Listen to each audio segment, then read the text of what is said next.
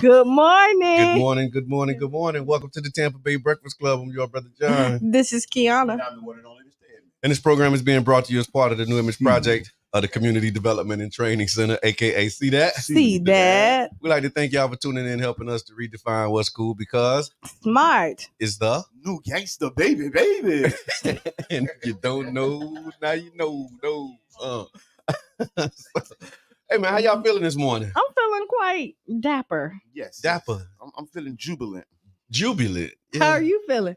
Blacknificent. Okay. I feel It blacknificent. feels like a blacknificent day. It is. March the 20th, man. 20. So this was my parents' wedding anniversary. Oh. I can't remember which one though, because my father passed away in 1995. So it's been a long time, but I always remember their wedding anniversary because the story goes that my mom went into labor after their, or during their anniversary celebration. Because my birthday Friday. So, showing up here. Right. And so you figure, I crashed the party a little bit, but but didn't get here until a couple of days later. So shout out to them, man. And shout out to Business Talk Podcast. I was actually on with Sharonda last night on Business Talk Podcast. And she is a really great interviewer, man. She made me feel good. It was, safe space. I felt free, probably a little freer than I might have should have been. So y'all go back and check it out, man. It was really some good reviews on there too. Like, I couldn't stay the whole time, but I came in a couple of times and watched. So So shout out to Sharonda, man. I'm on next week. Okay, that's what's up. Business Talk Podcast. That's what it is, man. St. Pete Funny Plug Report. Urban League Young Professionals has a podcast now. So Women Talk. Women Talk. Here. Ray Tampa Podcast. Yes. Saturday morning shops. Yeah, and St. Pete College got a podcast. St. Pete College, and I saw that they got their first one with Kanika Tomlin. Okay. Dr. Tomlin is on there. I renamed this the Podcast City. The Podcast City. Podcast City. And then Plug Report. Absolutely. Absolutely. Tonight. This evening. Yeah. So, not tomorrow evening. Not tomorrow. Yeah, but tonight. There's some things happening tonight too. So the mayor's city on tour, City Hall on tour is happening tonight as well. And it's going to be at PTech. I'll just go ahead and find it and see if I can just read the announcement. But yeah, it's the mayor Kenneth T. Welch's City Hall on Tour series is back. Mayor Welch and the City of St. Petersburg leadership team will host a series of open house style tour stops at different locations around the city. These tour stops aim to listen to and educate residents about the many functions and resources available from the city departments. The first of the 3 stops this year will be on tonight at the Pinellas Technical College, 901 34th Street. And all stops are family friendly and food will be provided by local vendors. So y'all make sure that y'all pull up at, it didn't say the time. It didn't say time. Yeah, I don't see the time. Usually it's 6 o'clock, but I don't usually right around 6 o'clock. 5.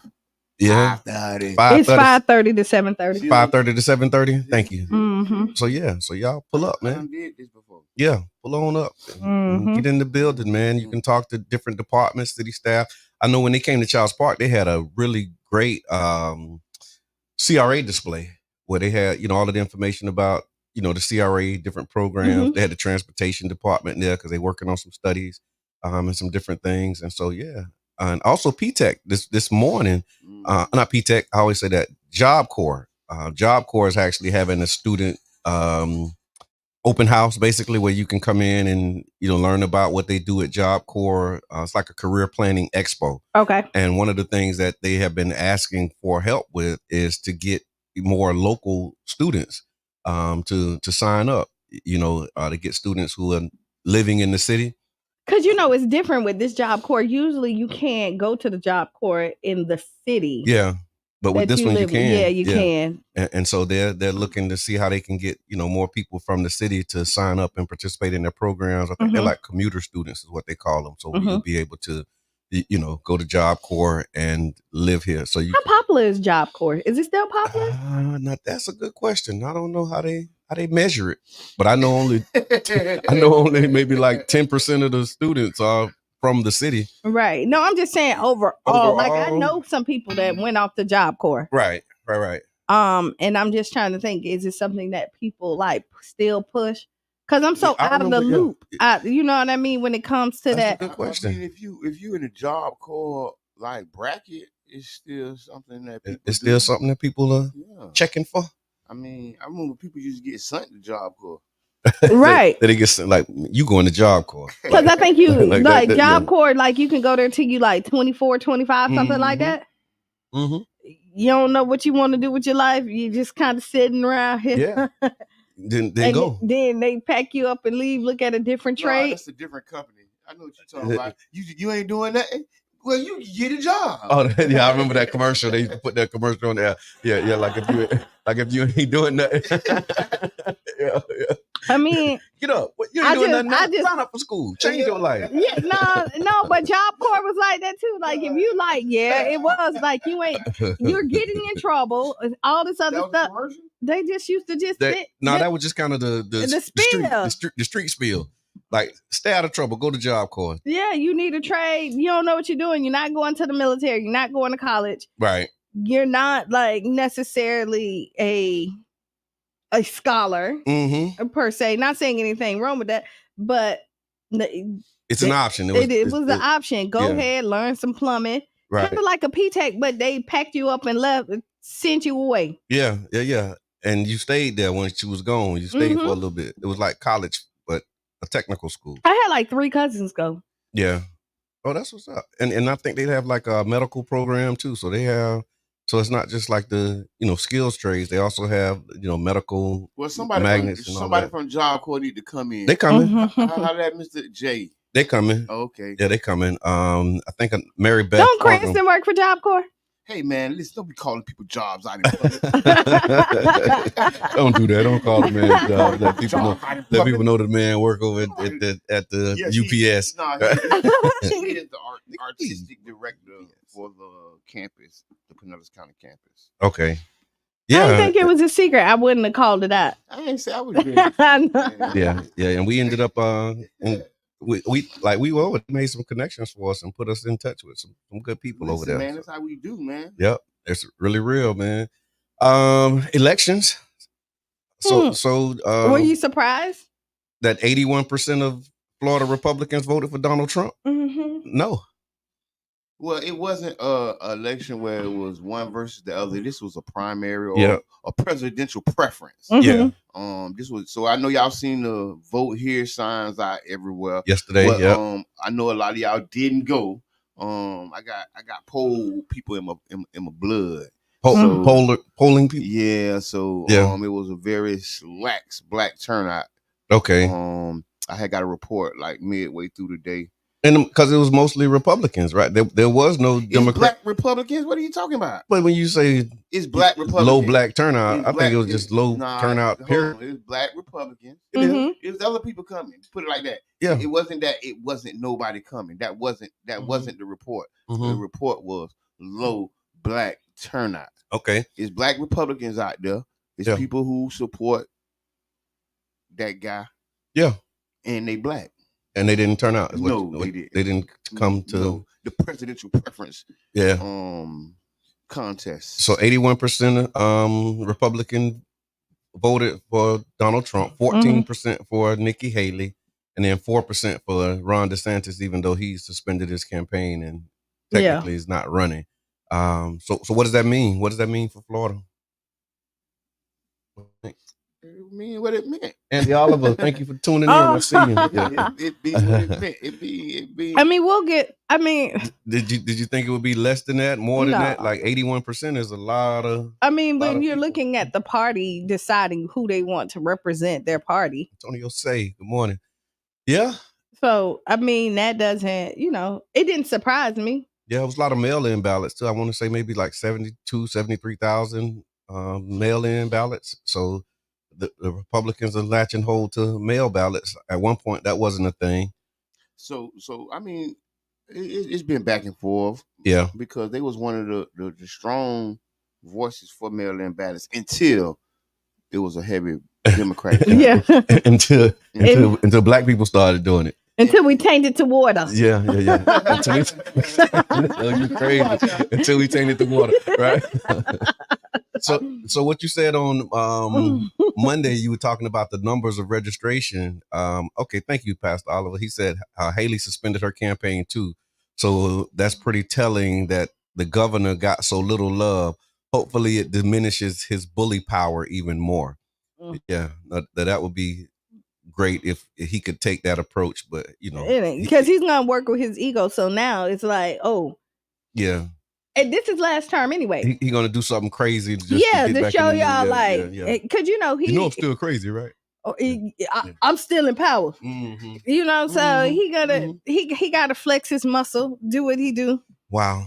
So the way that it's shaking out as far as registered voters in Pinellas County, 33% of registered voters in Pinellas County are Democrat, 38% are Republicans, and then 29% are other. So that's like non-MPAs and libertarians and other ones. But I know we talked about it. You were talking about the edge that the Republican voter registration has. And so we have numbers on that. And it's like a 5% edge.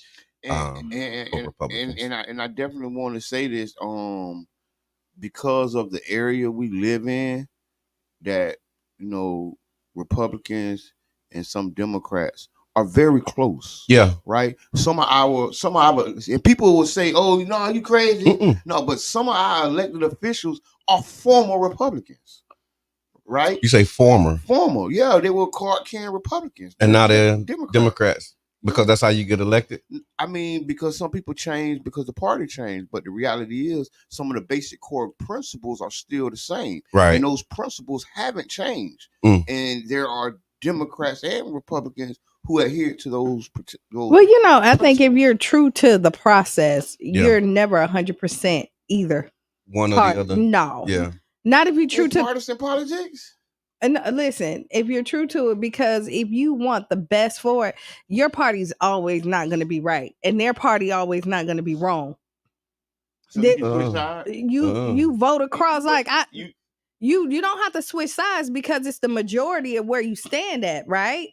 But if you're true to the process, everything that they put out there ain't bad, and everything we put out there ain't good. I hear that. Yeah, I hear that.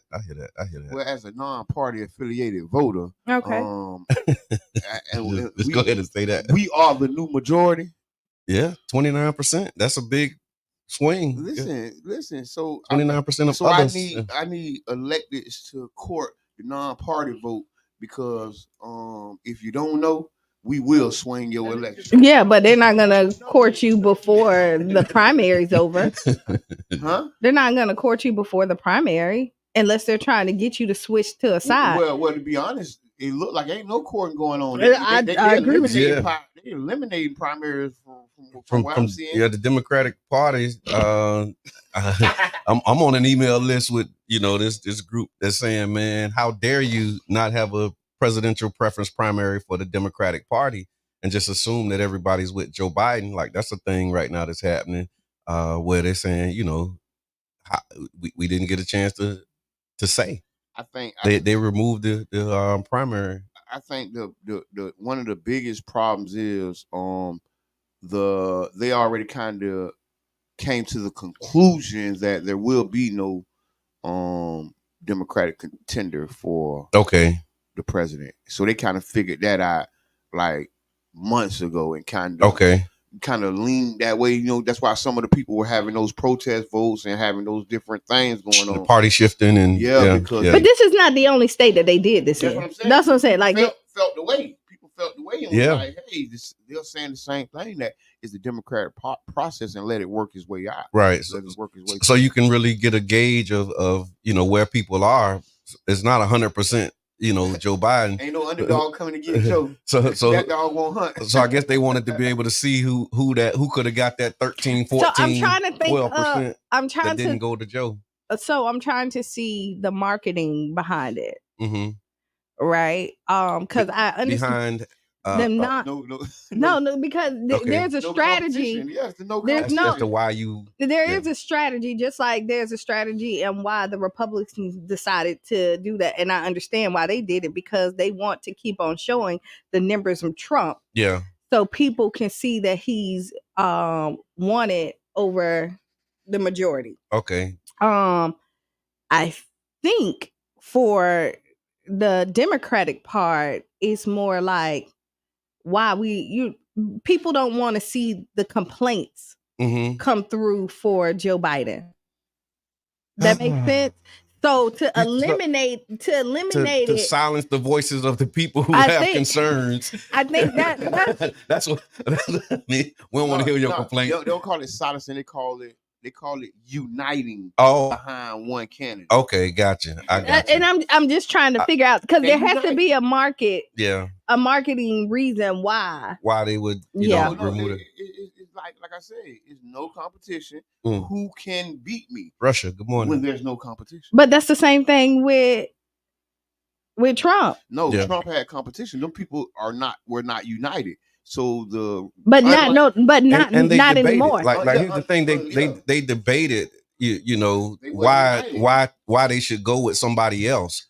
And there's never been no debate they about. Eventually ended up getting Trump, but they did have a conversation about here's the problems that we have as a party with him, but there was no conversation on the Democratic side. Now this is so funny is that they had no conversations with him either, because he wasn't in there. Yeah, he didn't do it. Yeah, he didn't go to. He didn't do the debate. He was like, had this conversation by yourself. Go ahead on. Like I think it's gonna be a very low debate election. I don't see them debating a lot either. Trump and Biden already done kind of. Then had that Lily. Good morning. Trump didn't debate none of the Republicans. Yeah, not one Republican debate did he. He said y'all worked that out among yourselves. I'm going to say Trump is probably going to want to debate Biden. You think so? Because he think he's superior over him. I think Biden would want the smoke. You don't think Biden want no smoke with Trump? But we'll see.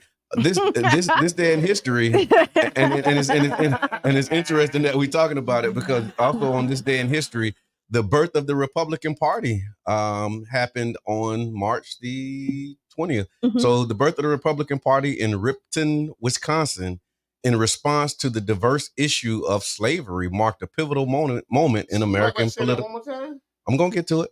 Formed by former Whigs, disillusioned with the party's inability to address the spread of slavery, the Republicans rapidly gained momentum in the North, ultimately shaping the course of the nation during the tumultuous years leading up to the Civil War.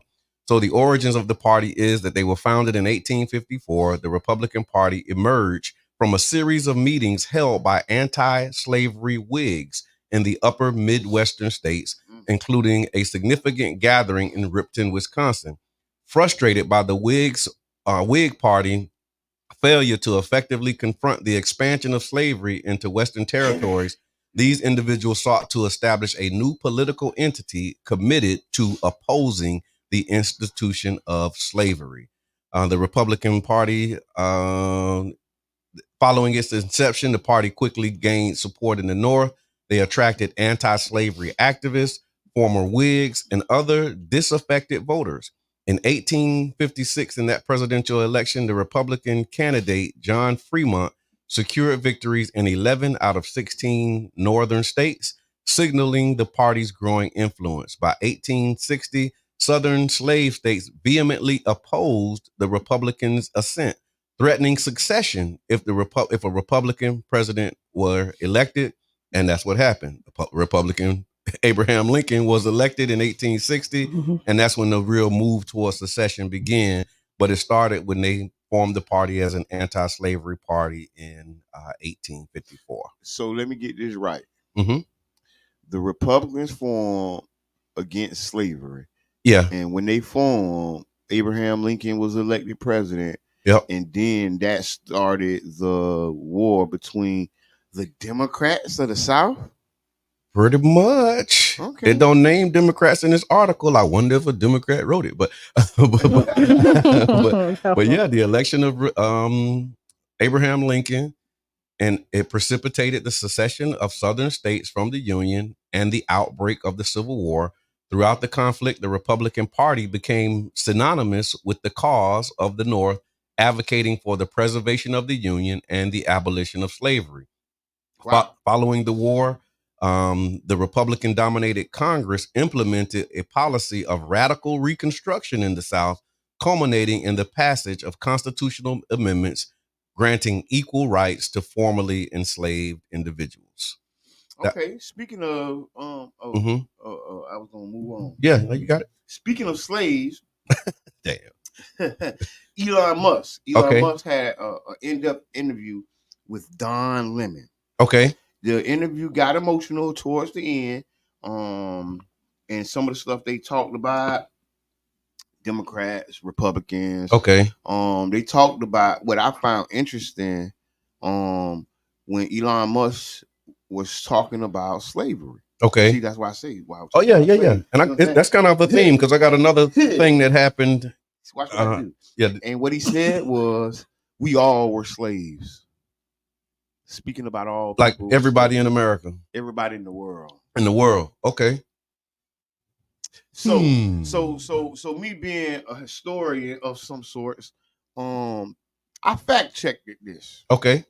What did you find? And I found that in different cultures and different places of the world, there were different periods of time where there were different races of slavery. Okay. Even here in America, they had different races of slavery. Yeah, different types. Yeah. And what that told me was also the heavy-handed propaganda tool that was labeled us all slaves. Okay. Right? Okay. Not that the oppression isn't real, not that the 400 years of chattel slavery, the what they call it, the when they go from one side to the other, what they used to call that trade?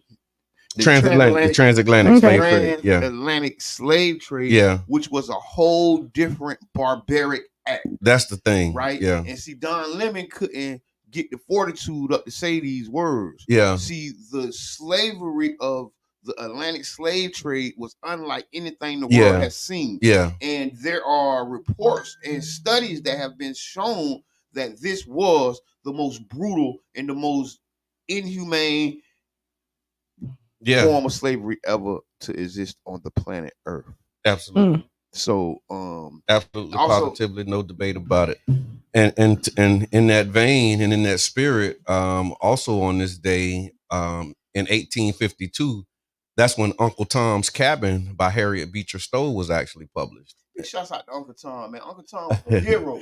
and that's the thing, I wish some of you could be Uncle Tom. Oh my God. Disrespect. Was trying to figure out is that wave card? What is that?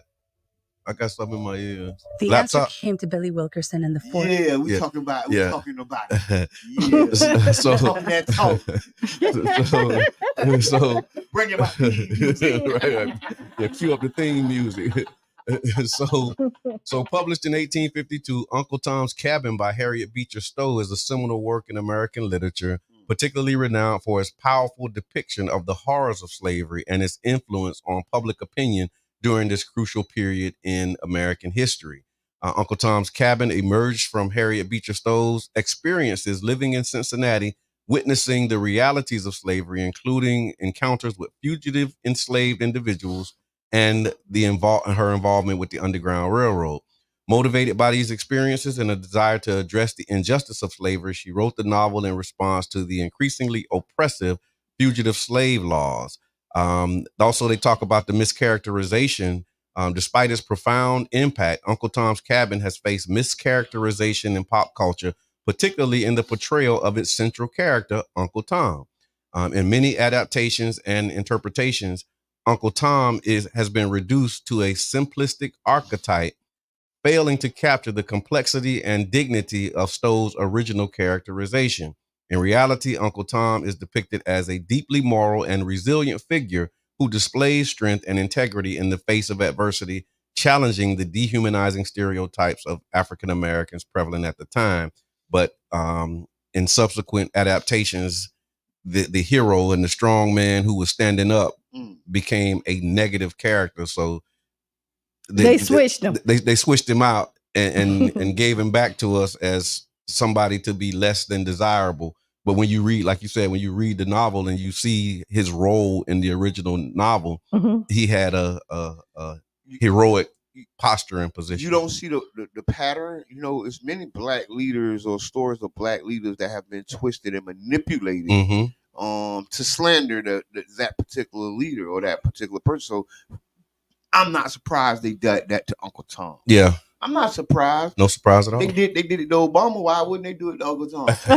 You did it to Obama. Because when you think of Uncle Tom, you don't want to be associated with Uncle Tom. It's an insult. They called Obama Uncle Tom. Yeah, it's an insult to be an Uncle Tom. But in the original novel, Uncle Tom was a man's man, a man of integrity. He refused to whip other slaves. You know how they wanted him to beat the other slaves, and he wouldn't do it. Uncle Tom had the whip. Yeah, they gave it to him, and he wouldn't do it. No, he ain't burned the house down. But see, in the story that they tell us is that he did. Yeah. You know what I mean? He ran and told like the opposite of who he was. Like, I mean, that's true. Like the way we learned about Uncle Tom. Yeah, you're Uncle Tom. Yeah, you know what I mean? Like, you don't want to be a Tom. You don't want right. Nobody wants to be a Tom. Wow. But, so you look at it. You know, to take somebody. That's true. And then switch their whole character. Rewrite the story. Yeah, like they sitting up here and like, no, that's not me. Like right. That's not me. I can relate to that. I can relate to that. Yes, it is. Like, Google said it. Yeah, Google said you ain't no good for us. These shots out to LA Keys. LA say Uncle Tom has become an insult in the black community. It has. Yeah.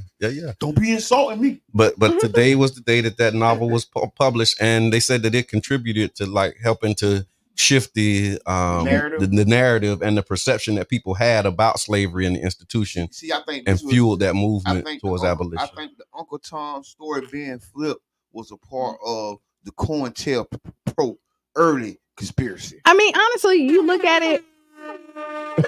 So if you look at it, it's not like I'm just saying it's not. They're doing what they do, right? Yeah. I mean, we buy watermelons, we start selling watermelons. Not. Oh, you want to do is we start making a living off of it. Then it became bad. Yeah. You know what I mean? It doesn't matter. Fried chicken. Yeah. Here in St. Pete, a long time ago, they even say they didn't appreciate the water, the beaches. They sent us all in. We made it pretty. Oh no! Yeah. Now they want to go. Now we want the beach back. Yeah. No, y'all don't want that piece of land. Yeah. Give us that. Like Demon's Land. Right. They put rocks on there. Just take the beach up. Ain't no beach on Demon's Land right now. Yeah. Who wants to be in Demon's Land? Right. You know, so you just see how the play on things. What you said, they ain't just not starting. Nah. Not at all. So the I guess we'll stay with these days. Okay. So also today is the International Day of Happiness.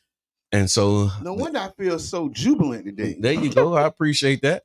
So the International Day of Happiness was established by the United Nations. It aims to recognize the importance of happiness and well-being as a universal goal of humanity. It seeks to promote the idea that progress should be measured only by economic indicators, but also by the happiness and well-being of the people. Worldwide, there's worldwide celebrations that include various events, different types of activities that promote happiness and well-being. Communities are encouraged to organize happiness-themed workshops, seminars, concerts, and volunteer activities.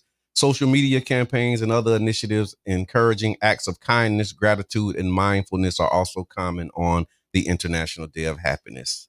Okay. Don't worry. Be happy. Be happy. Be happy. Don't worry. Go ahead. You finna read it. No. All right. Well, National Small Business. It's also National Small Business Development Center Day. National Small Business Development Center Day. So this day is dedicated to recognizing the contributions of small business development centers like the Greenhouse throughout the United States. So SBDCs provide assistance to small businesses and entrepreneurs by offering resources, training, and consulting services to help small businesses grow and succeed. Celebrations may vary, but often include acknowledging the work of the small business development centers and highlighting their impact on local communities. So shout out to all of the small business development centers. And then the last one is the March equinox. The March equinox, also known as the vernal equinox in the northern hemisphere, is an autumnal equinox in the southern hemisphere. Was it's today or was it yesterday? That's what it's. It's today. That's what it says. Okay. Might have been yesterday though. Oh, I don't know either. I'm just going by. No. Look, this what Siri told me. It was a lot. Siri said it. Because I was only because it just came on the news and it was talking about it. But go ahead, I'll let you finish and then I'll do my spill. Okay. Yeah, no, that's it. You can correct Google because that's. I mean, they might be canned, but the whole idea is that it's an astronomical event where the tilt of the Earth's axis is inclined neither away nor towards the sun, resulting in a nearly equal length of days and nights. So like right now, it's going to be 7 hours and 45 minutes of daylight. And then it was 7 hours and like 40 something minutes of night. Got to be more than that. I know. So I'm like, that'd be like 12. No, I'm just saying that's how they broke it up. If it's a 24-hour day. That's how they did it on the news. Because them 2 sevens is 14. I know. What they do with them other 10? I don't know. I mean, because they do play games. They add days. I know. Like we had a leap day and time change, move forward. They don't know. They'll never know. They'll never know. They'll never know. You'll never know. Or it's something like that because I was watching it on the news like on Monday or something. Okay, so. And they were talking about the vernal equinox and the first day of spring and ain't that Easter? Easter. So I posted this. I saw it. No, you saw it. Did you see it? And so, wait, Easter come early? Yeah, Easter feel like it's early this year. Like what's happening with Easter? And Pastor Andy Oliver really cleared it up well, and he said that the Council of Nicaea, and I want to make sure that I'm getting this right. I don't have it in front of me, but he basically said that they determined that Easter would be the first full moon after the spring equinox. Okay. And so that changes, and so the range for Easter is between like March 25th to April 25th.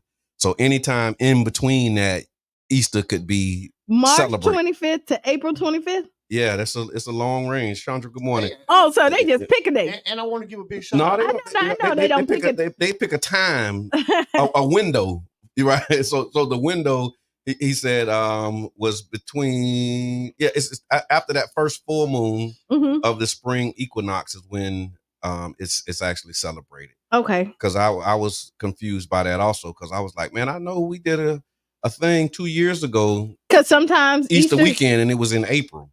So here it is. Here's what Pastor Oliver said. He said the Council of Nicaea decided that Easter would be observed on the first Sunday after the first full moon after the spring equinox, which means Easter falls on any Sunday between March 22nd and April 25th.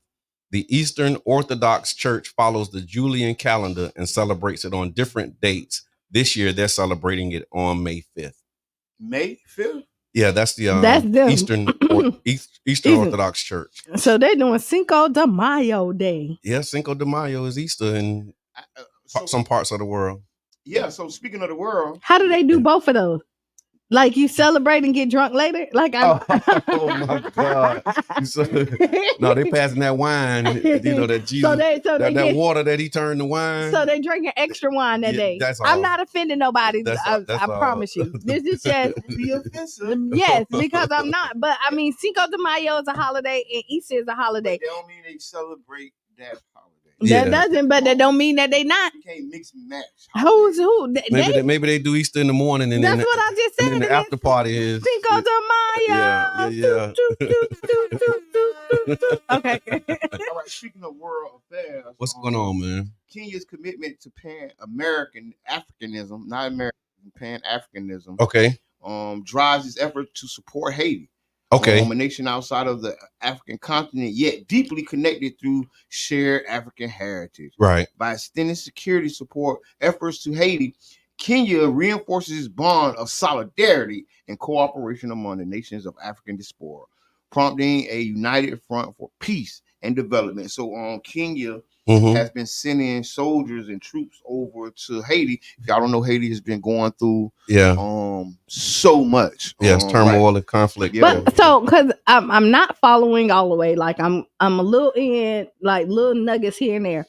Aren't they fighting amongst themselves? No, so that's why I'm trying. Let's be clear because it's government. So they're fighting against propped up. Hold on, I'm laughing because you can host a drunk Easter egg hunt. but okay, go ahead. But you saying what's the? It's a fight over. It's a revolution. Yeah. A lot of people don't understand that the colonial powers have put presidents and put people in power for decades. Right. And a lot of people are disenchanted about these forces putting these people in power. Okay. So they rising up against it. Right. And they're not only just doing it in Haiti, they're doing it all over Africa and all other places where colonial rule has put leaders in place, and the people are not benefiting from the resources or the land that the products that their land produces. Right. And people fighting for it. Right. It's up. Right. It's up. And they taking over airports. They took over the American embassy. They kicking people out the country. Mm-hmm. But see that. So I'm trying to figure out because they haven't had a president since 2021. When he was assassinated. Yeah. They haven't had a president. And that caused like a they had like a prime minister or something. And he recently resigned, right? He resigned and was flown. He was airlifted up out of there because them boys are turned up, man. Yeah.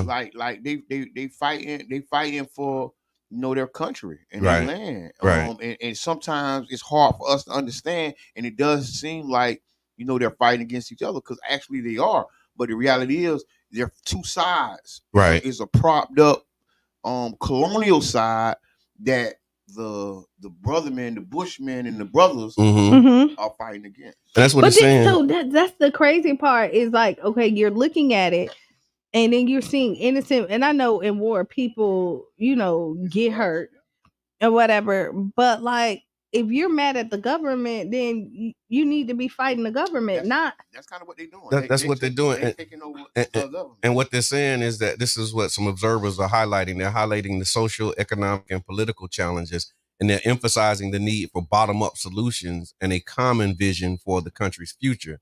They're saying foreign interference, historical context, and ongoing power struggles contribute to the current predicament. Haiti's history of foreign intervention, particularly by the United States, and its impact on the nation's sovereignty and development is something that also being criticized because the external powers exploit Haiti's vulnerabilities for their own interests. And that's been perpetuating the cycle of instability. And so despite these external pressures, Haitians aspire for self-determination, economic empowerment, and an end to corruption and exploitation. And so these grassroots movements and civil organizations are playing a crucial role in advocating for the Haitian solutions to Haitian problems, because they're saying for years they have relied on external people to come in and try and solve Haiti's problems. And everyone who comes in externally is not there to really do what's in the best interest of the Haitian people. They're doing what's in the best interest of that external entity by exploiting the resources at the expense of and on the backs of the Haitian people. And that's what they're rising up against, saying, no more of that. Like, we want to control our own destiny, control our own fate. And that's kind of what's motivating and fueling it. And then the tactics and the way that they're going about it is, is always something that's being debated. But I mean, they're at war. They're fighting for their freedom and their self-determination. So, and when I look at some of the news reports, like the violent gangs take over Haiti, right? And one of the problems is, they know who these other sides are, right? These people got names and leaders, right? Yep. But what the media wants to do is devolve it all the way down to violent gangs, right? Because you know how you look at a gang, right? Yep. So, but the reality is, these people should be labeled freedom fighters because they're fighting for freedom. Yeah, they're fighting for freedom for their resources, right? And when you look at it like holistically, you got to understand that You know, these people putting their life on the line on to get something from their country. Right. Because they're so fed up. Yeah. What make a person or make a group go to the point of, okay, we finna just turn this mother out. Yeah, I'm gonna throw a rock at a tank. Man, listen, yeah. we finna block the airport. Yeah. We ain't letting nobody come in. Like, these people are they kind of strategically sound. Yeah. Right? They making strategic decisions. When America went to Iraq, what they did, they went to the airport and shut the airport down. True. You know what I mean? So I'm just saying. Yeah. No, definitely keep your eyes open and watch it, because I mean, just Haiti's history, and I think America really benefited from the Haitian Revolution. I remember reading an article about how the Louisiana Purchase was facilitated because of the revolution in Haiti, because after the French were defeated over there and they won their freedom, the French ain't want nothing to do with the West anymore. And that's what made it possible for them to purchase that land that they call it the Louisiana Purchase. Y'all can Google it and see what it was. But there are some accounts that said that wouldn't have been possible were it not for the Haitian Revolution. And then again, when they won their freedom, because the people were considered property, the world courts conspired to basically make the Haitian people who were successful in the revolution pay reparations for the loss of property of the French. And the loss of property was you. Yeah. Since they lost you had to pay them for the losses that they incurred by no longer being able to benefit from your slave labor. And that set up that whole situation of, Haitian poverty and exploitation, even after they won their freedom, because the world courts conspired to say, okay, well, you got to pay the French, even though y'all beat them in war, since they had property there, i.e. y'all got to pay us for the loss of property. And I think they paid reparations for like 100 years. I mean, the American government pays U.S. slaveholders reparations for the freed slaves. Yes, they did. It's just a continuation of white supremacy, colonialism. It is. So yeah, kind of heavy, man. It's very heavy. Yeah, it absolutely is.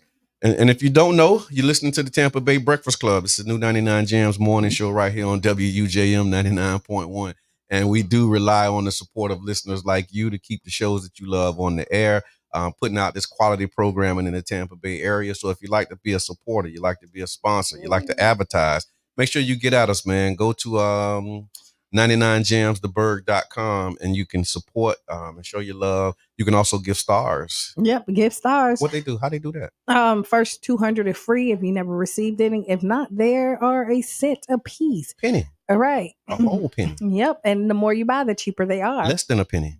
Yes. And so you'll see it at the bottom of the screen. Mm-hmm. If you're on Facebook, you'll see the little stars. Just press it. Yeah, hit that button. Bing. Push the button.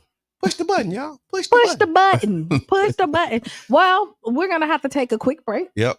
And we'll be back 6-7 minutes after the hour. Tag a friend, tell a friend that we are here. Yeah, and we ain't going nowhere. Not for at least an hour. Not for at least an hour. We're going to talk about, I got some questions that I want to pose to you all too. So we're going to get into this What's on Your Mind Wednesday and find out how y'all think about some of these questions.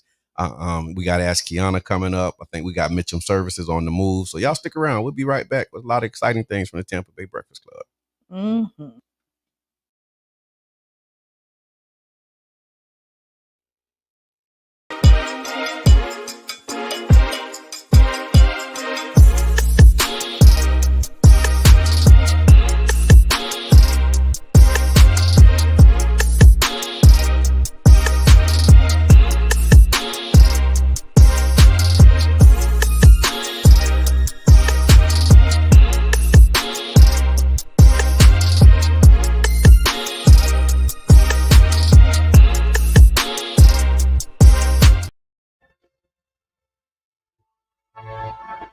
From the BBC World Service and CBC podcasts, I'm Una Chaplin, and this is Hollywood Exiles.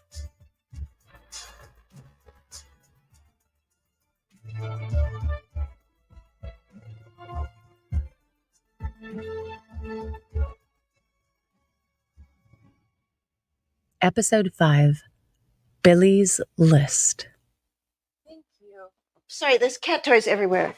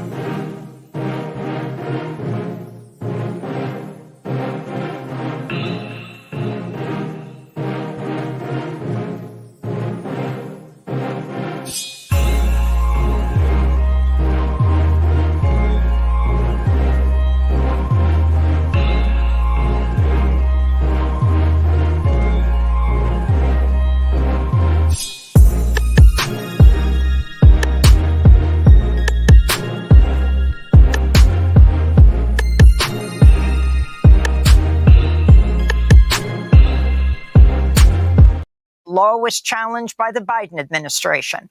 Oral arguments before the appeals court will be held today.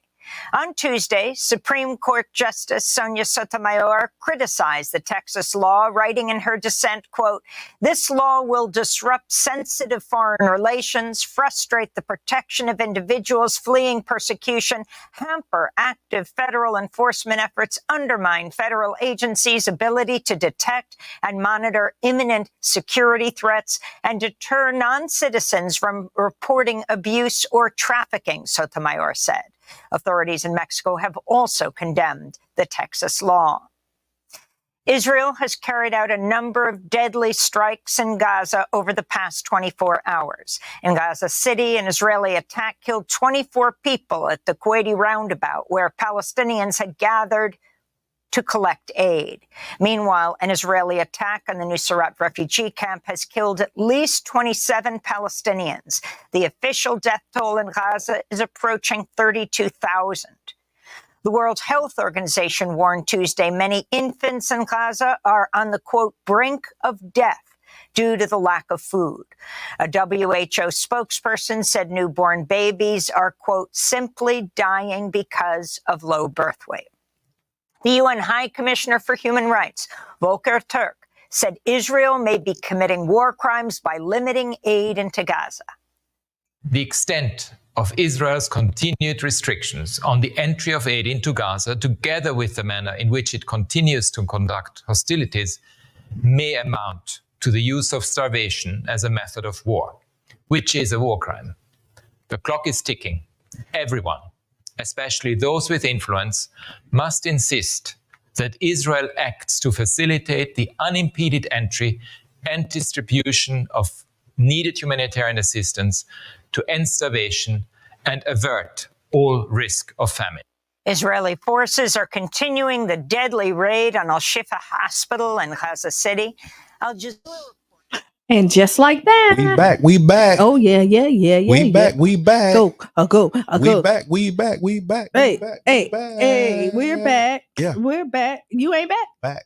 Two. Boom. Welcome back to the Tampa Bay Breakfast Club. I'm your brother John. This is Qiana. And I am the one and only Mr. Edmond. And this program is being brought to you as part of the New Image Project of the Community Development and Training Center, aka See That? See that. And we'd like to thank y'all for tuning in, helping us to redefine what's cool, because smart is the new gangster, baby. And if you don't know, now you know. So what's on my mind? I have a question. Yeah, what's on your mind Wednesday? Mr. Edmond, why do you refuse to put on your headset? Because I can hear you. Well, you answer. You don't need a headset to hear? It sounds different in the headset, though. It makes it sound like you on the radio. Right. When you lean in, see when you do that, if you don't have the headset on, it don't sound the same. And then on top of it, did you see his look? He didn't even realize we was back on the air. Okay. If he would have had his headset on, okay, he would have caught it. This is what's on your mind Wednesday. Yes. And I think this is Mitchem Services. Hey. Hello. Good morning, family. Good morning. Good morning. This is Tamika Mitchell with Mitchem Services, and we are going to do Mitchem on the move with Mitchem Services. Right on. Y'all, I have so many things. I don't know what's going on in the city, but everybody want to do something this weekend. Y'all. I saw it. It's that vernal equinox. It's that first after spring. So you know what I'm thinking? Maybe daylight come in at like 7:45, and then the night come in at like 7:43. Okay. Maybe that's like almost because it was 7 something. That makes more sense. Go ahead. I got you. The time. All right. So we're gonna get started. So today, as you all know, I am a part of Leadership St. Pete. Leadership St. Pete has adopted St. Pete Youth Farm for their project this year. So we are super excited about that. Our first fundraiser is happening tonight. It's called Barnyard Ballad. So we are doing karaoke for a cause tonight at Salty Nun, downtown St. Pete on Central, 6 p.m. to 8 p.m. Please come out, support, have a good time, help us raise funds. We are trying to reach the goal of $50,000. I love that. St. Pete Youth Farm. So tonight, 6 p.m. to 8 p.m. at Salty Nun. Okay. If you are not a singer and you still want to help St. Pete Youth Farm, they are hosting their own composting workshop tonight. Okay. At 6 p.m. So they're going to be talking about how to compost, the benefits of composting, and how you can start to do it at home. Okay. I love Tomorrow, we have our Pinellas Women's Small Business Expo. The Greenhouse is hosting this expo at Banquet Masters tomorrow from 9 a.m. to 3:45. So if you're a woman in business, that would be the place to be tomorrow. Right on. Tomorrow night, have you guys ever went to Food Truck Night at Skyway Marina District? I have. Yeah. I think it's a really nice event. I've taken the kids multiple times. So shout they'll out to be out District there 7. tomorrow night. Yes, District 7. They will be out there tomorrow night from 5 p.m. to 8 p.m. There'll be a couple trucks out there, just to name a few: Portofino's, Johnny Nevada's, and Hot Off the Press. So awesome. That's a nice thing to do with families. Yep. 321. We also have our property value workshop, another edition of that. So you can go and learn how to get your understand the value of your property, hold on to that property, and how to use that value. Right. No, and that's necessary, because we had a conversation with some writers, and they were talking about the ways that our properties are undervalued, and how the impact of not really understanding or knowing the value of your property is impacting our community. So thank you for putting that on. That's amazing. To educate us, 100%. Good morning, Fancy. That's what it's all about. The more you know, that's what it's all about. That's right. March the 22nd, so Friday, y'all had Lola on the show last week, and she gave some information about the upcoming 12-week entrepreneur youth cohort that's happening, and financial literacy program that's happening. So there's an info session on Friday at 6 p.m. at the center. For our community partners to get more involved, to find out how they can be a part of this amazing situation. Shout out to Lola. Yes. Okay, here we go. Saturday. Okay, yeah, this is the long list, right? This is a long list for Saturday. Yeah. We're going to start out. So we have the Dr. Sean E. Thomas Annual Day of Giving happening on Saturday at 11 o'clock at Wildwood. Okay. There's going to be a great community event. There's going to be raffles, bike giveaways, and just honoring his memory and his legacy. So that's going to be a great event. I saw a video somebody shared with him, talking about what he wanted to do and how he wanted to see. So that's amazing that that they're honoring him in that way. That's a beautiful thing. Absolutely. In addition to that, we have the She Can brunch happening at Enoch Davis from 1 p.m. to 4 p.m. Okay. And this is a celebration of entrepreneurship, empowerment, and engagement, specifically designed for girls and women who feel underserved, overlooked, and underappreciated. So Miss Qiana Mims is putting that on. There's going to be a lot of community partners out there, so it's just going to be a good time. They're going to have a breakout session with friend of the show, Deja Sawyer. Yeah. Talking about 7 days to make a way, and they're going to have a mindful movement session. So it's going to be a good time. Love it. On Saturday. At Lake Vista, we have Raising Resilient Kids. Okay. So that is going to be, they'll be talking about healthy relationships, healthy eating, and strategies to help our kids be more successful in school. Okay. So there's going to be snacks, gift cards, giveaways, vendors, and a Q&A session there. So that's going to be a fun family event. Right. What else do we have? We have also the Black Family Wellness Expo on Saturday. I did see that. SPC Midtown. Yeah. And this is by St. Pete chapter of the Links Incorporated. Okay. I saw that. Keisha Benson sent me that one. Yes. Yeah. Shout out to Dr. Benson. Yeah. So they're going to be talking about health and wellness for the Black family. So that's always a good topic. All right. So we made it through Saturday's event. That's all I got for Saturday. Okay. But wait, there's more. More. What else you got, Brother John? No. I thought you had more. That was just me queuing you up. Oh, I have more events. I think I'm done for Saturday. Okay, gotcha. So Sunday, we have the Woman Up, Man Up event happening in Brandon. Okay. Powerful list of heavy hitters in the entrepreneurship world. The event of the day, March 24th. Okay. It's going to be happening in Brandon at 11 a.m. at La Venue. There's so many people, I can't even name all the people, but it's going to be an amazing event. I'll definitely drop the link in the chat so that you guys can check it out. Thank you. You're so welcome. March the 25th at the Youth Farm, they have Healing Through Words, Mental Health Monday. So there'll be poetry out there at the Youth Farm at 6 o'clock on Monday. Okay. March 26th, Brother John has invited everyone to attend the 6th annual Iftar dinner. Yes, Lord. Yes, Lord. Please come out. Come out. And we're going to have Imam Ali. He's going to be here Friday to talk about the origin story of the Iftar dinner and community Iftar, the significance of it and what it means. But yeah, save the date, 6 o'clock on Tuesday the 26th. Thank you for that.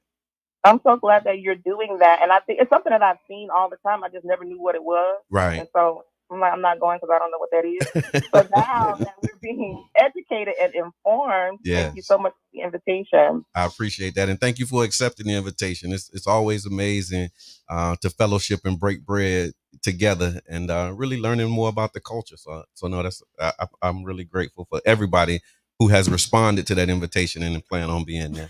Me. Yeah. Thank you. All right, y'all. That's going to do it for me on the move with Mitchem Services. Thank y'all. Y'all have an amazing day. Thank you. Bye. You too. I appreciate that. On the move with Mitchem Services, y'all. Give it up. Give it up. Give it up. Give it up. Let me add 2 more events. Okay. Also happening on the 30th. Okay. Well, we can wait till the 30th. Ain't that the Iftar dinner too? No, that's like the 30th is next Sunday. Next Saturday. Next Saturday. Yeah. Big shots out one franchise. Putting together a free barbershop and beauty giveaway. I saw at that. The Pinellas Technical College using the master barbers, the barbers, and the hairstylists. Okay. This event also will be a day party. Where it'll be music. Got D Space coming out to perform among other performers. So yes, on March 30th. It's a car show too, right? Yep, car show as well. So you come out. We got to the P-Tech March 30th. Okay. From 10 a.m. to 3 p.m. I saw that, and it's like that pre-Easter or that Easter weekend. It's pre-Easter, so if your kids need a haircut or need a hairdo to get their Easter swag, the Easter fresh, come on through. It's all gonna be for free. It's gonna be love. Gonna have some Easter baskets. If you want to donate any Easter baskets for the giveaway, get at your boy. Right on. Shout out to franchise, man. And it's amazing to see that, so many people that are doing so many things. And really, maybe they need to do them together. I mean, it's enough that need to be done. Some of the stuff can be done together, and then it's okay to do it separate as well. Spread around a little bit. Yeah. My motto is it's enough people to serve. Yeah. So spread out and get your service on. Yeah. Because honestly, when you consolidate and condense things into one big bundle, you often can't help or service all the people that need to be serviced due to location, due to a lot of different factors. Right. So spreading out actually helps at times. And thank you, Fancy Nancy. She told me and us not to forget the 18th Avenue South Business Meeting. So that's also happening on Monday, the 25th, where we're doing an interest meeting for the businesses on 18th Avenue. Not only businesses, but businesses, residents and stakeholders, anybody who's interested in helping us shape and create the vision for 18th Avenue South. We're inviting you to come out at 6 o'clock at the Canopy, 3074 18th Avenue. We're going to be there from 6 to 7:30. Come out, man, and just, let us know if you down to unite, pool our resources, and do something positive and productive in the way of making an impact on 18th Avenue. We're taking the show on the road, y'all. We're taking what we did, the model that we used for 49th Street, and we exporting it and taking it to other corridors around the city, particularly around the South St. Pete CRA. So yeah, 18th Avenue South business meeting, interest meeting is Monday the 25th as well, and we hope that you all can join us and participate. Yeah. All right, so I got a question. You ready? Yeah. What's the question? And the question was inspired by the Plug Report. I was watching y'all having a conversation on the Plug Report the other night. Okay. And the question came up to me: how do you define single? If you're not married, does that automatically mean that you're single? No. It does not. If you're not married, does that automatically mean that you're single? Is this No. a thirst trap? I don't know what it is, but I don't know what a thirst trap is exactly. Well, I mean, why would it be a thirst trap? Dr. P, good morning. Because you Good morning, know when Renee. somebody's single and they not. It's not. No, everybody don't know. It's not no. I mean, it's because it may not be your business, but it might. So look, it's a big gap between. I can't do it. Can you take single. that banner off? Mm-hmm. You get what I'm saying? It's a big difference between married and single. It ain't no in between. Yeah, no, because I saw that. That was like a conversation where it was like, if we're not married, we're single. Like, and I wanted to know what you think about that. I don't agree with. Do you have to be like? Put it in context. In context. Put it in context. So it's like it wasn't a thirst trap, if you're not. Was a trap. No, it's not. It's like either you when you talk about relationship status or whatever. Either you're married, and you're in a relationship, or you're single. Like if you're not married, then some are saying that just means you're single. But then how do you prepare for marriage? So let's think about this. Sure. You're courting, but then you have to be committed to something. No. You're single until you get married. So that's where you at with it. But that's what they're saying. That's exactly the response. It's like I don't really owe you anything because you want me to tell you? No, you want. Yeah. And honestly, that's trauma. But what about what about like the Bible, based thing, like the Bible ain't say nothing about it say don't do nothing until you get married. But if you're doing something, then what? Then you're breaking the rules. We got married in the eyes of God. Last night at the Red Roof. Oh man, God knows my heart. Yeah, he do. Yes, he do. Oh my God. Oh man. Yeah, but that was a question. What y'all think, y'all? If you're not married, does that automatically mean you're single? Put it in the chat. I would say I would disagree with that comment, and I understand why people say it, because if you go fill out paperwork anywhere, like applications, it doesn't say in a relationship. It's like single, married. But also, I think that puts you in a situation where you can be in a commitment, not committed. Okay. Oh, I'm single till I'm married. So then, if I'm supposed to trust that you're going to be faithful and do all this other stuff, I have to wait till we say I do for this light switch to come on, and then you do everything in a committed relationship. No, people don't operate like that. People are creatures of habit. So if you was cheating, and you felt like you were out there playing the field until you said I do, the likelihood of you just stopping. So the single automatically mean you're a cheater if you say I'm single. No. Here's what Tamika said. She said, Tamika Mitchem, she said, technically, if you're not married, you're single in a committed relationship. That don't make no sense, me. I'm using you. She said, technically, if you're not married, you're single in a committed relationship. Listen, that's an oxymoron. It surely is. Single, you can't be single in a committed. You can't be single in a committed relationship. Or you single. You can't. Let's not confuse people. People are too confused. See, that's the problem. Confused as it is. Right. We add more confusion to the no more confusion. But she went technical though. She said technically, right?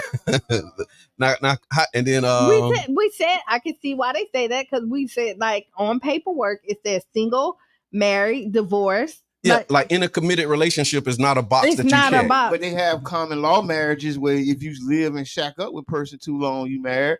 And under the eyes of the law, do you check married or single in that situation? But no, I'm just saying. No, I hear you. If you're in a common law marriage, but how is that recognized? Emily said you single playing house. Oh boy, single playing house. Wow. What if you can't get legally married? I don't know. But like, why? You got to call us. Don't ask no questions. What if you can't legally marry? I don't know how you do that. But we had a spiritual ceremony. Like you see people say that we're married. You can't be playing with people talk about the spiritual ceremony. No, it's real and they hard. That's what I'm saying. That's what it matters. That's that relationship is defined by the two people in it type stuff. Yeah, like listen. But the definition on paper. Remember when Brandy got married? I don't. A long time ago when she. I don't. And they went. No, and it was. No. But they did a whole doc series, like reality show on her marriage and her. They just walk away. They have no paper. With her daughter's father, right? And they was on there saying that they was married the whole time, and then they found out that never legally got married. And then they came out and they said, "No, this is a spiritual ceremony that we had." We can walk away. So there's no notary and none of that stuff. Hey, we can walk away when we want to. Yeah. Did you hit something? I lost my look now. No, I hit nothing. All right, cool. It's community radio. So what do you feel? I mean, cause I'm on the technical side of it, like with Tamika Mitchem. Get out of here. Like technically, when you look at it, the if you got we know you married. If you got options and you got boxes that you check, I am happily and planning on staying that way for a long time. Go ahead. But no, it's like when you look at the boxes and you say, okay, what's your status? You got single, married, divorced, widowed. And so if you're not married, you're either single, divorced, or widowed. No, they got domestic partnerships. They have it's been a while since so we can't go by the boxes, man. The boxes is based on white supremacy. Think outside the box. Okay. If you try to put your relationship into a box, y'all will be boxed in. Yeah. Right, so on the technical side of it, I think this is just, the views expressed. I think on the technical side of it, yes, you have that. But of course, when you look at the agreement that you make in your relationship, like if you're agreeing that it's me and you, if it's me and you, then we're not single. But when you file in that application, you single. So let me tell you, everybody that's in these committed relationships, you just go in and let somebody ask you, are you single? And you say next to your partner, yeah, I'm single.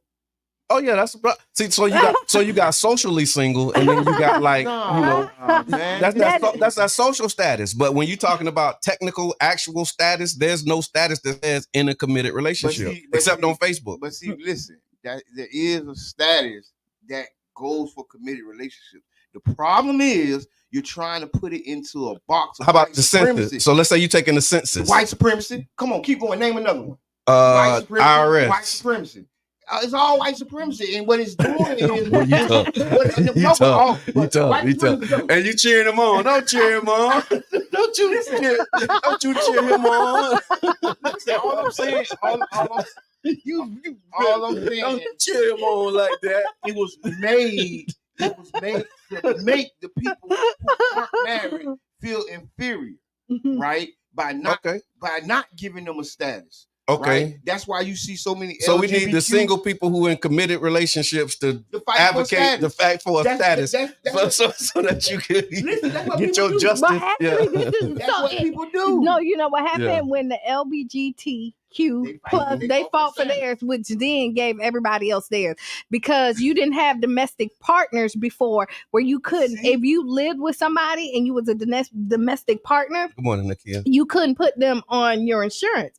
But but now you can. Okay. So there is. So domestic partners, they had to advocate to become domestic partners. So now a domestic partner is somebody that you're not legally married to, but you live with. Okay. So that is a status. So that is no longer single. Okay. Well, there you have it, folks. So let us know what you think. Oh my God. It took us a second to get there. But once we got there, yeah, because you like, that's right, go ahead. Yeah, go ahead. Let them know. It's crazy. It just felt right. It just felt right at the time. Like you had a whole physical reaction to that thing, man. Okay, so we can say all that is cute until the law comes into place. And there are discussions or decisions that need to be made. If you don't have the paperwork, you don't have a say. Yeah. And you are exactly right. And that's why that was back to what you said about the partnerships, because there has been a carve out. Yeah. Right. And y'all can all get in. It ain't just for the LGBTQ. Right. It is for everybody. Okay, so you domestic partnerships. Okay, so that's the box you check. No, so if you're single in a committed relationship, the box you check. Don't be boxed in. Okay. beyond the but box. I'm gonna say if IRS you got to check a box. But see, we're not talking. So listen. So the conversation is not. So here we go. The conversation wasn't about the benefits about being married. It's if you're single until you get married. Yeah. Right. If you're not married, are you single? Yeah. Right. That was a conversation. We know that there's a lot of extra benefits once you sign on. Right? You don't have to then worry about somebody else coming to take your stuff. What? Go ahead. I'm sorry because I got to read these comments. Yep. Dr. Brittany Peters. Some are identified as ethnically non-monogamous. ENM. Ethnically non-monogamous. So that means I'm not with one person. Monogamous is one person. Oh, and so I'm ethnically non-monogamous. I'm ethnically flexing. Everybody who's ethically non-monogamous. Okay. This is the Qiana fact. This is Qiana fact. Go ahead. They look old. Anybody who's ethnically non-monogamous looks old. I never heard that term. I know. Emily, big shout out to Emily Washington. Emily says single playing house. Yep, we said that. We know about single playing house though. Yeah. What about cohabitation? I guess those would be domestic partnerships. Yeah. And people be cohabitating all day. And so they're in a domestic partnership. Yeah. I mean, that's what you said. I've heard about the domestic partnerships, but it was always in the context of LGBTQ. It wasn't it wasn't like heterosexual people who living together. Yeah. But I see that. So if you're not married and you're with somebody, i.e. not single, then technically you would be in a domestic partnership. Do you have to live together to have that status, or is that just something you'd be like, are you married? No, I'm in a domestic partnership. Do you have to go through all of that? I mean, that's tough. You said, they say, are you married? And you with somebody? No, I'm not married. Okay, so check the single box. No, I got somebody. Okay, I got you. Like, that's real simple. Okay. Like it's not like, hey, can I holler if you married? Oh, and if they tell me like I'm good. Okay. You know what I mean? Like so there's no status. So I'm good as the status, right? Right. Like, I'm good as a status. I'm good as a status. Yeah, I'm good. I'm just saying. You ain't got no insurance coverages or you ain't in the wheel. Yeah. Lies you tell. Hey, it's possible. Lies you tell. You can still be a beneficiary. You still can be a beneficiary. But people, I say people do what you want to do, right? The people in the relationship, the two people in the relationship. Fine. Right. If you want to be out here in this world. Yeah, I hear that. Cheating. All right. Elmo, y'all. Let's move. Elbow to elbow. You say elbow to elbow? You see, they still writing stuff, so let's go. What they saying? What the people saying? Yeah. They comment on Aaron Farr say that's playing house. That's what my granny said, talking to Qiana. Okay. That wasn't talking to me. That was just it was talking to Qiana. Right. Because I said, no, she said, when I said people who out there are monogamous, they look old. Ethnically non-monogamous. Right. I'm going to double click on that. I'm telling you, didn't I just tell y'all we did our own little survey. Yeah. Men that has been married and committed to the same person, they look I remember hearing we just said, look at it. Like Obama. Still look really good. He been with Michelle. Brother John. Thank you been very with, much. you know what I mean? Lorenz Tate. Yeah. Men who've been with the same person for a long time don't look old. They don't, because they don't have the stresses, and then they can sleep better because they know that they have somebody that they can trust, and they got their back. This ain't no all nothing. That's all opinion. Who say Denzel don't look old? Get out of here. That's subjective, right? Looking old is subjective. I think somebody in the room is a hater, but I'm not gonna say who. I was just cheering you on. Right. But I'm gonna see how the tide can turn. Yeah. Look how quickly the turntables might wobble, but they don't fall down. No, but I'm just looking at it. We're looking. I can name Method Man. Okay. Same woman, like you. And don't look old, according to Qiana. Let me say, or still look really good. Let's say that. Look, let's say look good. Okay. And not necessarily, but look good, right? Okay. You could go to LL Cool J. Okay. Same woman. You know, you could go down the list. We were like looking at it. Morris Chestnut. Okay. You got same woman too? Same woman. These men who've been with their women for a long time, you could see there's not as much stress because they're not trying to please everybody. Mm-hmm. They have one person that they committed to, and that person has their back. Yeah. And you can contest to this is how you don't have to worry. Like if you miss something, you know your wife is gonna come over and get you. That is, you can sleep so easily at night knowing that. But then now you can't trust nobody because you sleeping around. Ooh. Right? And then you don't trust the person you land with because they think that they gonna get you back because you messing around. Yeah, that's how can you sleep good at night? That's absolutely a stressful arrangement if not handled properly. And we're the only and it's really very difficult to handle those situations properly. Because I mean, we got a letter the other day with a woman who's dealing with a married man, and she like, stay over there. Like the married man saying he want to leave his wife and be with her, and she like, I don't want that. And the grass is not greener on the other side. It's like, only green. Like, keep pouring into your marriage. It's where you would then leave him alone too. Yeah. Let's say that. Like stop messing with the leave him alone. And get rid of her domestic partnership benefits. Yes, find your own. Okay. A matter of fact, she don't get none because you know what? What part-time job you apply for and you get full-time benefits? Not one. All right, caller, introduce yourself. What's going on? What's going on? Hey, what's going on? Comedian Damian Davis. What's good, big brother? Everything's good in the hood, man. I just want to say congratulations. That was a nice interview last night, Brother John. Thank you. Got a lot of gems, man. I was glad to see you be able to sit back and be you and talk about a lot of stuff, informational and dropping jewels and all that, man. Even though you had me in late like I was practicing Ramadan, but everything was good, though. You know what I'm saying? Everything was good in the hood. And I want to say, hey, Q, and don't forget tonight, man, we're going to be at Urban Drinkery open mic. Kicking it out today with Super Days, Chandra, and I'm bringing a couple of my comedian friends down there. So if you want to have a great time, they open this morning to get some coffee too. You want for all your coffee beans out there. But if you want to have a great time, get some laughs, have some nice drinks. I'm gonna bring a couple of my comic friends today. We're gonna do open mic. So come down in the night. It's gonna start around about 9. So just hang out on the Wednesday night. Happy hump day to all, man. It's up there like Grady Pettis. Love y'all. All right. Right on. Thank you, big brother. I appreciate you, man. Thank you for all that you're doing, boss man. And yeah, it was like I said earlier, man. It was a really great interview, and I'm grateful for the opportunity to share the space and be in the platform.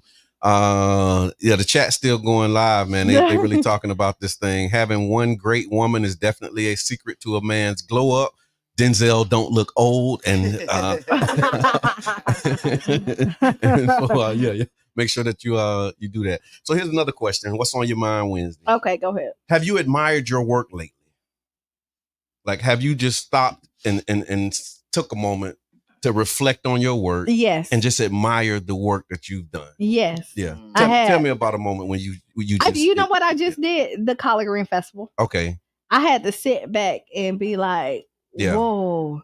Yeah. Like, I really had a part in that. Mm-hmm, you know what I mean? And the part that I played was so significant. Yes. Yeah. I felt like, a lot of times we want to be modest about what we do. Mm-hmm. That's where I'm going. And so you don't want to, but like to sit back and be like, wow, I pulled that off. Like I did that. And to see your vision come to fruition. Mm-hmm. And then to be executed like you wanted, like you're always going to have that ram in the bush that come out last minute, but to look at it and be like, wow, girl, you're a bad mama jamma. Yeah. Like, you really kind of got to like hype yourself up. Yeah. You know what I mean? And know that like, this is where you need to be. Yeah. Like whenever you're doing anything, you have to believe in yourself. Mm-hmm. And know that this is the place that you're supposed to be at. Because if you're waiting for other people to congratulate you and tell you, then keep waiting. Yeah, because it's a possibility nobody else will tell you you're great. So you have to tell yourself that.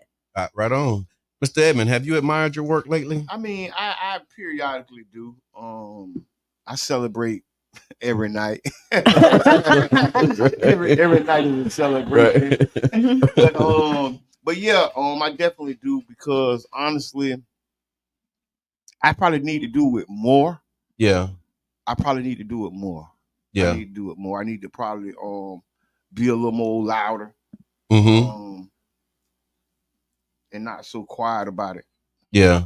And Coach D says she calls them after action reviews, right? Mm-hmm. Look back at what went well. Yeah. And that's usually the context that I do it in as well. But I'm talking about like really just giving yourself, like what you said, that big up, like, man, you know what? I really did some really great work in this moment. You know what I mean? And it's a great feeling. Yeah. You like, know what else I do? Owning that and be like, yeah, I did that. I like another thing that I talk about is like my parenting. Yeah. And the kids that I've touched, and I look at their lives and I be like, whoa, I played a role in that.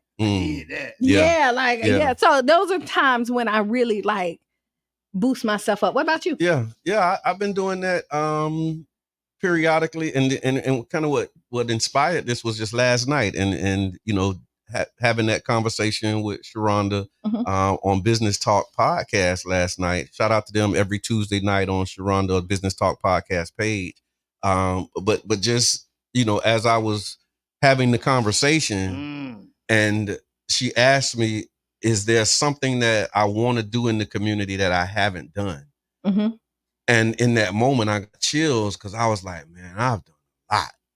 You know what I'm saying? Right. And so it's like hard to find, you know, I mean, in that moment, like, what is something that I haven't done that I want to do? Because I've been blessed, you know, blessed and highly favored to be able to contribute some really great work to impactful work and you know, things seen and unseen.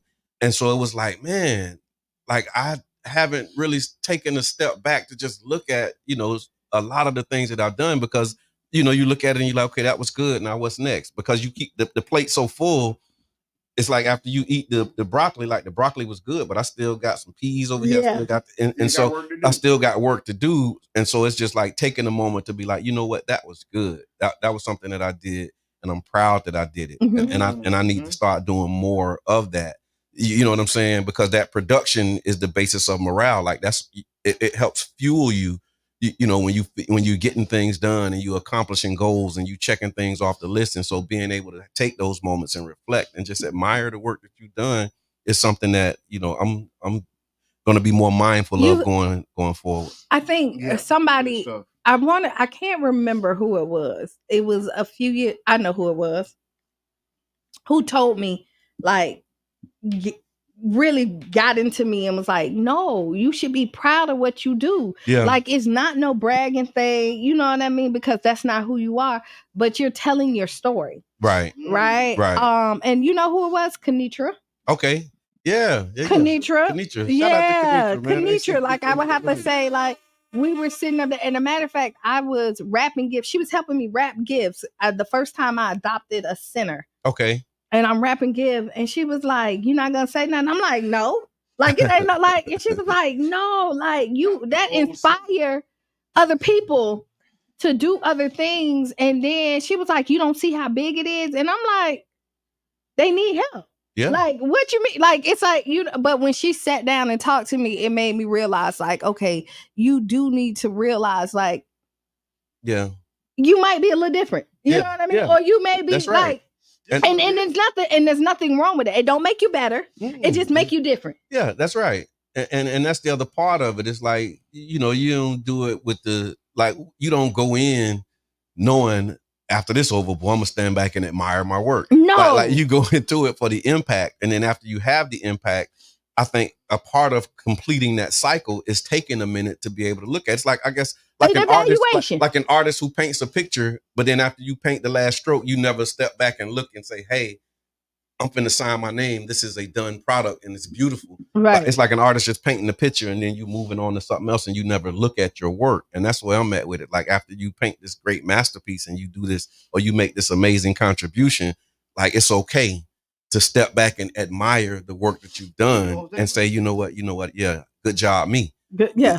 You know what I'm saying? Because a lot of times when you look back, you start to critique, right? Like, always, yeah. That's the first thing you do. Like, okay, what could I have done? Yep. And you start writing down and you seeing all the little small stuff that you could do better. But once you realize that, you need to sit back and take it all in and be like, the fact that you got up and even accomplished a piece of it is amazing. Because a lot of people have dreams and visions and never ever try to attempt them. They just talk about it. Yeah. The fact that you even put effort in to accomplish them is it's huge. Absolutely. Right. Yeah. To you, so yeah. Shout out to all the dream makers, the way makers. Yeah. The dream catchers. Dream catchers, dream chasers, trailblazers, pioneers, all of those things.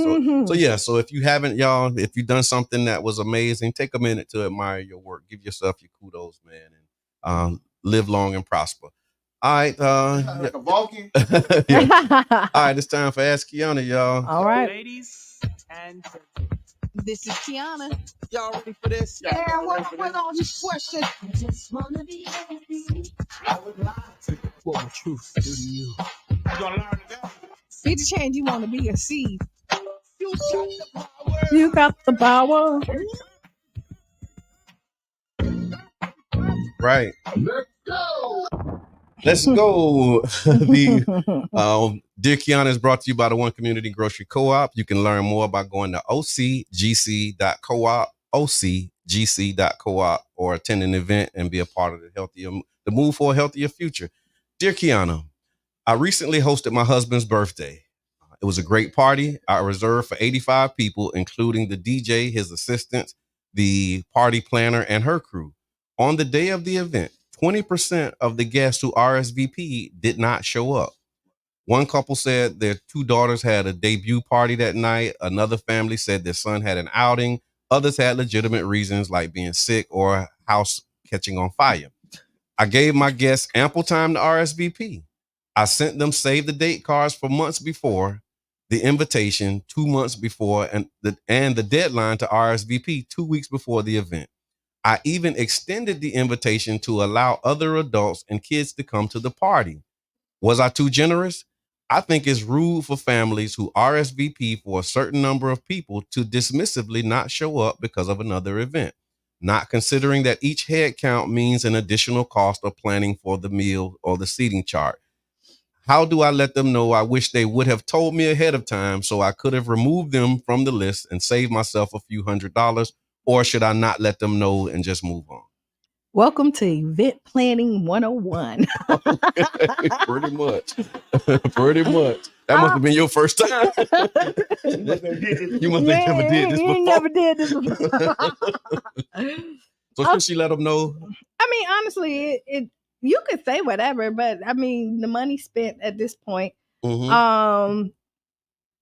I know, like, my friends who do stuff like this always like double check. Like, hey, this is the last day before I can cancel to make sure, like, you know, especially when people are paying for food and things like if you that. got a per plate count.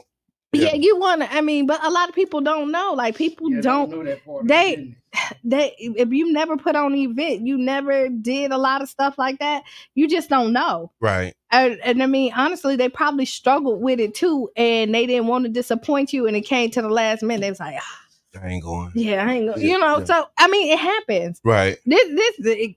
Sweetheart, it ain't just your event. Yeah. It's everybody event. You look at weddings, people RSVP, you have a number of people a limited people that can come to your weddings, and then you cut some people out to make sure that other people get in, and then them other people don't show up.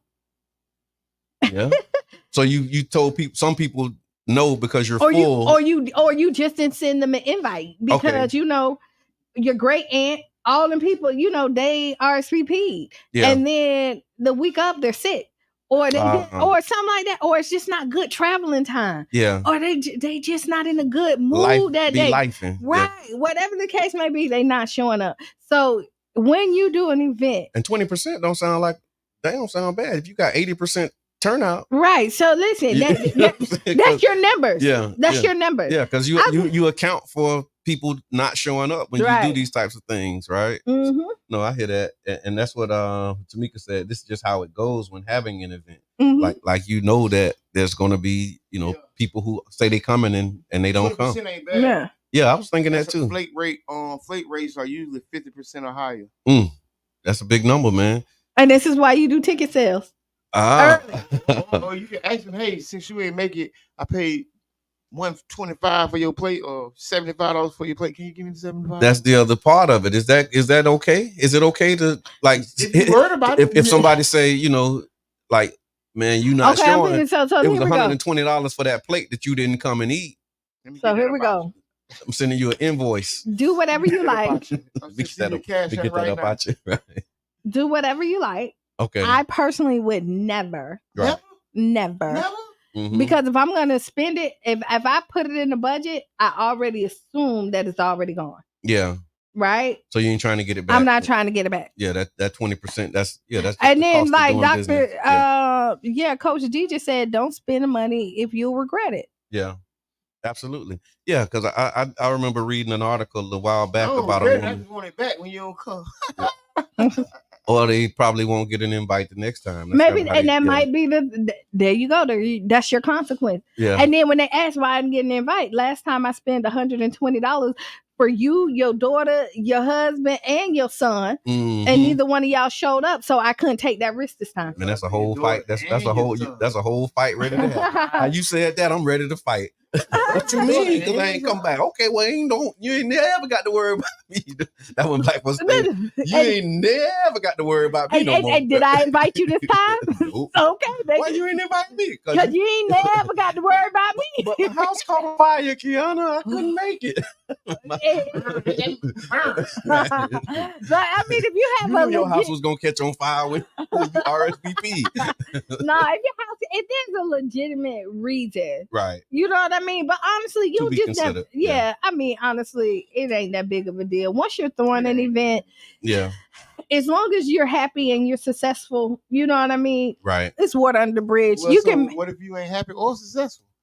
You start sending out invoices, right? That's how that goes. Hey, that's a part of the game too. Right, you know what I mean? It is a part of it. You win some, you lose some, and what you do, you sit back and evaluate to see why you lost this one. That's it. I hear that. No. Well, thank you, and thank you for the letter. You can send your Ask Qiana letters if you have questions or things you want to share with Qiana. You can put them in the inbox of the Tampa Bay Breakfast Club, and we'll pull it out, and Qiana will be able to provide you with some insight, inspiration, motivation, or hurt your feelings with some brutal, hard truth.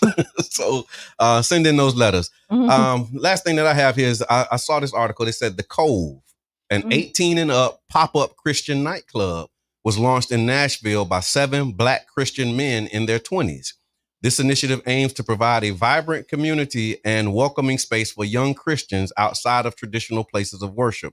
It emerged during a post-pandemic period marked by declining church attendance, especially among Black Protestants. Mm-hmm. And so the Cove, again, they actually launched it as 7 Black Christian men in their 20s.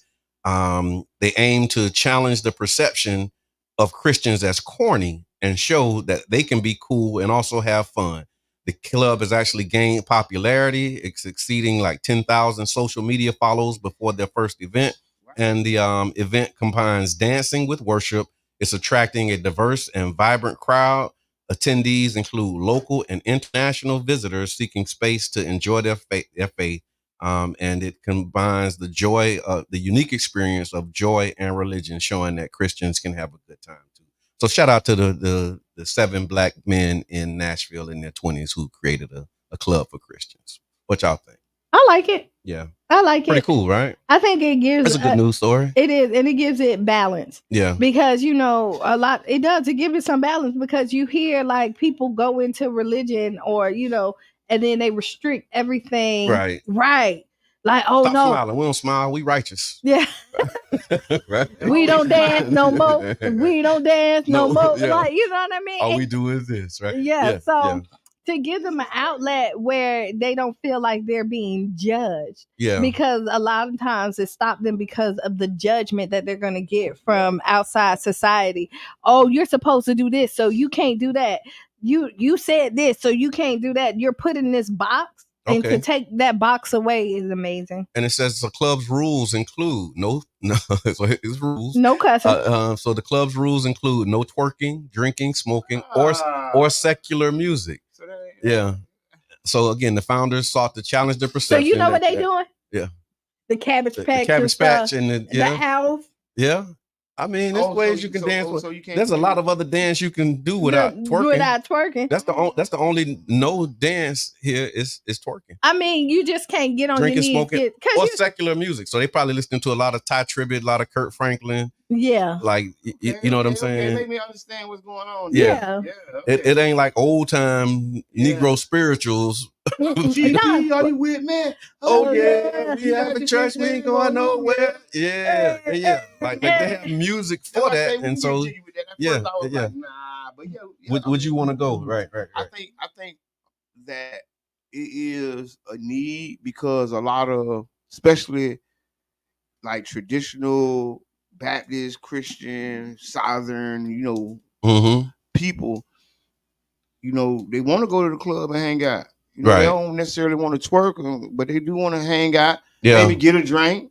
Or not get a drink. But if but if you're seen at the bar, they think that you're drinking. Because I used to I go out, right? And I don't drink. So I don't go out to drink. You be blocking the bar.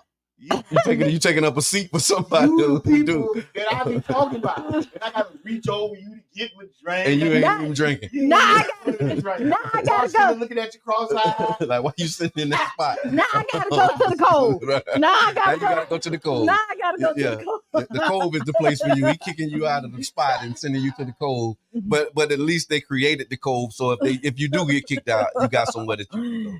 So yeah, shout out to them. I think that's amazing, man. I remember seeing somebody locally ask a question about that. Like, is there some place for, people who don't smoke, don't drink, don't twerk? They want to go and, still honor their Christian values and be able to party in a righteous environment or a righteous setting. But see, I think you set that up for yourself because you can't control what other people do. Yeah. Right. And so there's a lot of places you can go. I always say Urban Drinkery, even though it's a bar, is such a good vibe for you to be yourself. It's never a push to buy a drink. Yeah. They make mocktails. Yep. People are just enjoying life itself. It's you who put those stipulations on you that you be like, oh, if they see me worrying about what Mother Hubbard gonna say. Right. But I'm gonna tell you, if Mother Hubbard saw you, then that means she was there too. Right? If somebody saw you outside there, then that means that they were there too. Yeah. And if they know you, and if you're true to who you are, then your actions is going to show that you're still walking in the path that you want to go in. Wow. Coach D said, what's funny about that is that historically religious freedom is part of the foundation of our country. And I guess that religious freedom is all about how you define it, because this has been on my mind lately too. Like, there's no freedom without responsibility. Right. And so when we talk about freedom, our idea of freedom is you do whatever you want to do. And for me, that's not what freedom really is. I think freedom is like the ultimate responsibility and being able to control your destiny and be able to control outcomes, processes, and those types of things. But freedom don't mean, okay, you just do whatever and you get to do whatever you want to do. It's still a structure. There's still rules, and there's still certain ethics that apply in order for us to have freedom. And I think that's one of the misconceptions, in my personal opinion. Not that Coach D is saying that, but But I think when we talk about freedom, we talk about just being able to do whatever you want to do, and not freedom disregard. In that regard.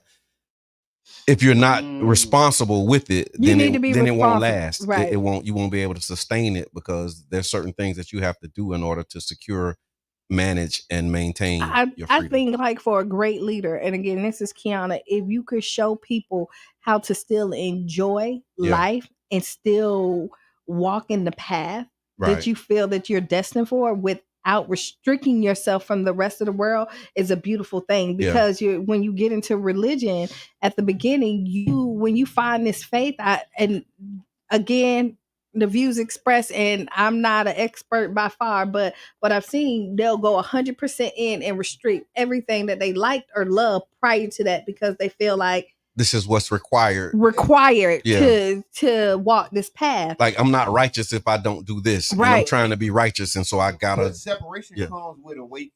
Yeah. So when you say that again, I think that was a bar. Yeah, separation comes with awakening. As you wake up, you're gonna separate from some of those old things, and that's what the purpose and the premise of religion is.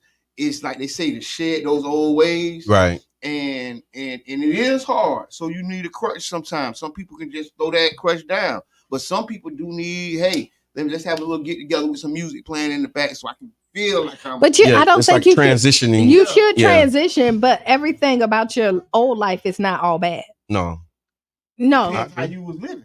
I mean, I'm yeah. You might have been Saul. Listen, some people are deep in the but hole. and they gotta go all the way over. Get away from it. Yeah. I hear that. So we don't subscribe to all. We don't. I had to cold turkey some things that I had. Some things, not all. I should have did them all. You shouldn't have. No, my gosh. Yeah. Some of them I did, but I should have did them all because it's hard to straddle the fence. Yeah. You get what I'm saying?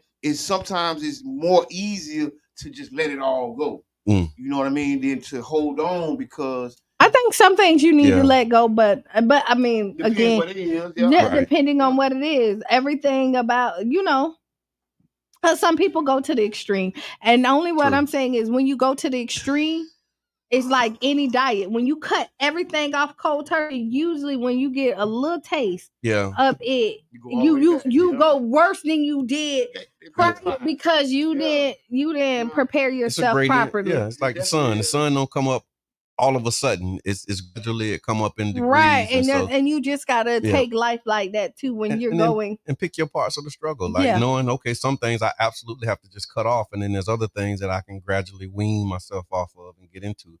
All right, well, great conversation, y'all. Great stuff. It's What's on Your Mind Wednesday. Final thoughts. On Friday we have don't even think about it. Don't even think about the final thoughts. On Friday we have the Imam Ali coming in. He's going to talk about iftar. Tell you a little bit more about that. Catch the replay of the Business Talk podcast. It was a great conversation. Go back and listen to this because Mitchem on the Move. She told us about a lot of amazing community events. So make sure that y'all check them out. That's my final thought, if I had one. I don't got none. Go. Peace. Stay tuned for Sister Hughes. Yeah. All around the house. Yeah. All right, we out. See y'all when Friday. We see y'all. All right, peace.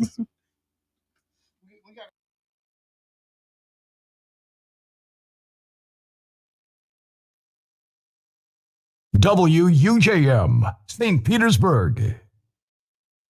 99 Gems. The Berg. Right now. Peace and light. This is your brother.